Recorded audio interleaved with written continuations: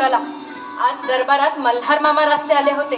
स्वारींचे सख्खे मामा, मातोश्रींचे बंधू. त्यांना बसायला आसनही नाही दिलं. उलट तुम्ही आरोपी आहात, उभ्यानच काही ते बोला असा खणखणीत इशारा केला. मग रस्त्याला सजा काय फरमावली श्रीमंतांनी? त्यावर स्वारी एकदम कडाडली. म्हणाली, रास्ते तुम्ही पेशव्यांसमोर बोलत आहात हे विसरू नका. आपण आमच्या मातोश्रींचे बंधू असाल तर ते महाली, इथं दरबारात नव्हे.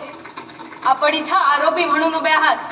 आपला अपराध एवढा मोठा आहे की त्या मनाने शास्त्री बुवांनी दिलेली शिक्षा फारच सौम्य आहे.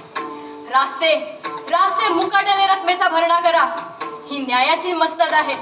इथं मातोश्रींचंच काय, पण प्रत्यक्ष छत्रपतींची शिफारस सुद्धा चालणार नाही.